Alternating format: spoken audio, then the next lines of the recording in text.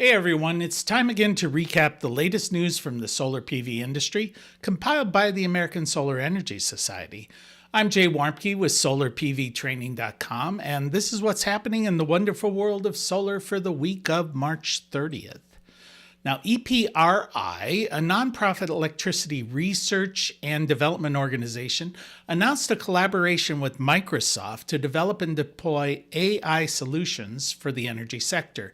The Open Power AI Consortium will collaborate with energy companies globally in an effort to enhance grid reliability, improve workforce safety, advance forecasting and planning models, and achieve real-time grid intelligence by using artificial intelligence. EPRI announced the launch at the Open Power AI Consortium at NVIDIA's GTC conference last month, stating that the effort hopes to drive the development and deployment of an open AI model tailored to the power sector, accelerating AI adoption and reducing operating costs while improving the customer experience. Now, the consortium will focus on three primary areas. The first is to develop and maintain an open source AI models, data sets, libraries, as well as optimizing power sector specific challenges. Create an environment to develop AI applications in collaboration with startups, academia, national testing labs, as well as utilities and other technology companies, and accelerate the innovation and reduce the risk of deploying AI within the energy sector.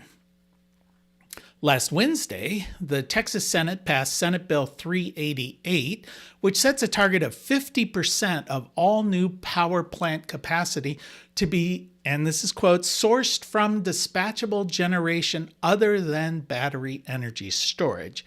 Now that's code words for natural gas. An earlier version of the bill actually flat out said that these plants must use natural gas. The new words could theoretically incorporate coal and nuclear as part of the generating source.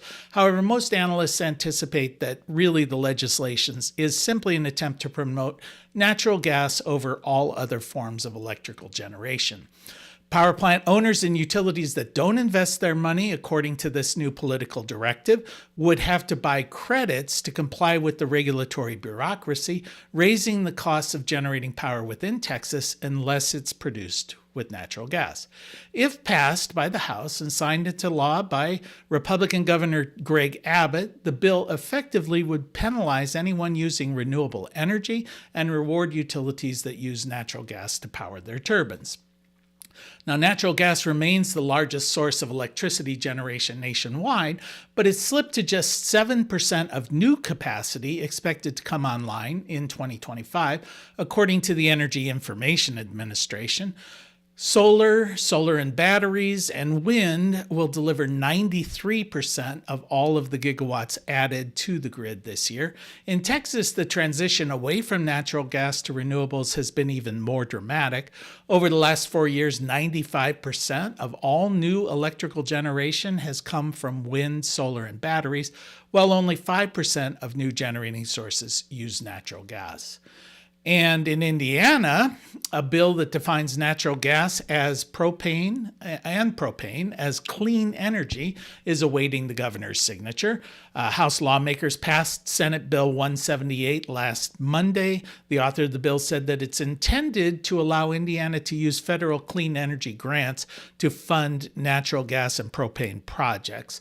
Ohio passed similar legislation in 2022 in an attempt to help companies meet ESG standards, and ESG stands for environmental, social, and governance. Now, these are policies that consider environmental and social impacts when constructing energy projects. Renewable energy capacity around the world surged last year, according to a new report by the International Renewable Energy Agency, or IRENA, particularly in the US and in China. The data shows that renewables such as wind, solar, and battery capacity are growing at a much faster rate than traditional fossil fuels such as coal and natural gas.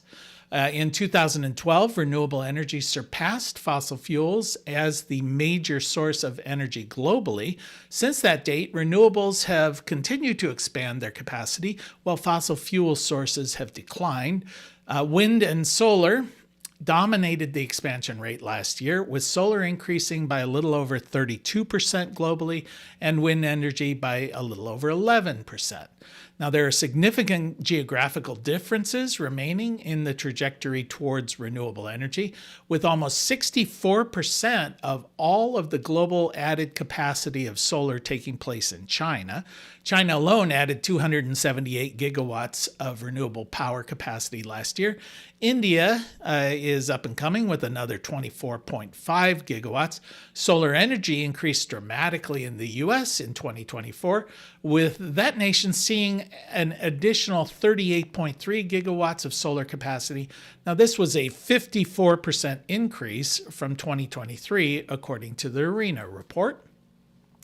An Energy Abundance Development Corporation has unveiled plans for what they're calling Data City, Texas. It's a 5 gigawatt behind the meter data center hub to be built on 50,000 acres of land near the city of Laredo, powered by 100% 24/7 green power.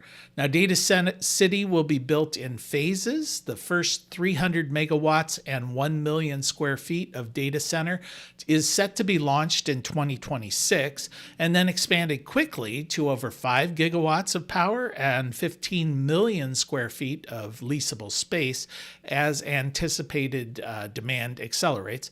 The project is designed to host large AI workloads with power-dense racking and a centralized district cooling system optimized for direct-to-chip liquid cooling. Now, fully islanded from ERCOT, the project combines wind, solar, batteries, as well as hydrogen power by locating the energy sources behind the meter so that the data center essentially owns and operates its own grid on its side of the connection to the utility. The project can avoid interconnection costs and delays that can add as much as 5 years to the construction process. And that's the news from the solar industry for this week. We'll see you next week.